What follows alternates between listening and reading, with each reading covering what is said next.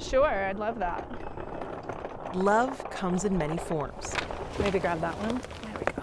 Lisa Ridenour's passion for people takes her to the Arapahoe County Jail. So we have refrigerators that sit outside of public buildings and with pantries alongside them. Anyone can take what they need and leave what they can from the free pantry. Beef jerky, packets of tuna or chicken. If this pantry can have an impact on decreasing recidivism and we're saving lives, that's a win for everybody. Carl Anderson is the Sheriff's Office Chief Policy Advisor. He sees the impact up close. This gentleman was being released from our facility, and I was restocking, and he came up to me and he's like, "Hey, can I have one of those?" And I said, "Yes, absolutely." And it took everything he had to hold back his tears. He was so overwhelmed with the joy and the, knowing that he was leaving here with something to put into his stomach. Putting in the pantry wasn't Lisa's first time at the jail. The last time that Giselle was incarcerated was at the Arapahoe County Jail. And it wasn't because she broke a law. Giselle is Lisa's oldest daughter. No, I love this one. As a kid, she was a leader.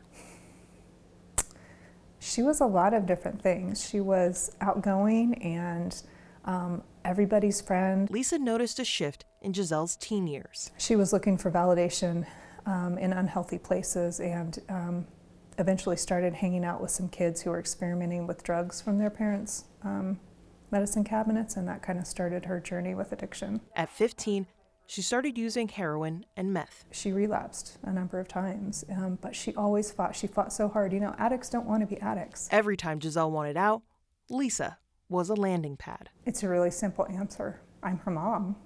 That's what a mom does. You don't give up on your child. Giselle was in and out of rehab about a half a dozen times until 2019, where sobriety carried more weight. She ended up getting pregnant and decided right then, I am going to be a mom to this baby. Lisa says Giselle got an apartment, a good job, and took motherhood seriously. She's so Giselle's daughter, just personality-wise and just how outgoing and funny she is. From the surface, Lisa couldn't see the silent struggles of Giselle's new life. It just became really overwhelming, and she started using again, not to be high, but just to manage her stress and overwhelm. December 21st, 2020, she got a call from Giselle's boyfriend. She was being resuscitated at the time I picked up by paramedics. Whew. But she had been clean for so long that her tolerance was down, and she accidentally overdosed and died.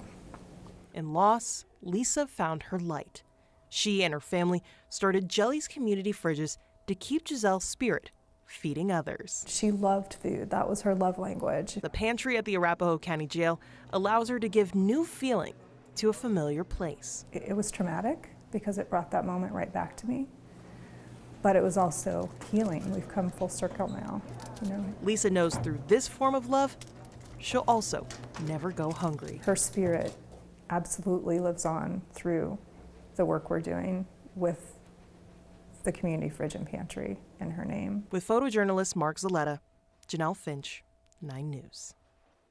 Lisa also has free food fridges outside the Bridge House Shelter and Resource in Inglewood and the Valor on Facts in Denver. She says every year on Giselle's birthday, she goes out and she stocks those fridges and pantries with her daughter's favorite food, mac and cheese.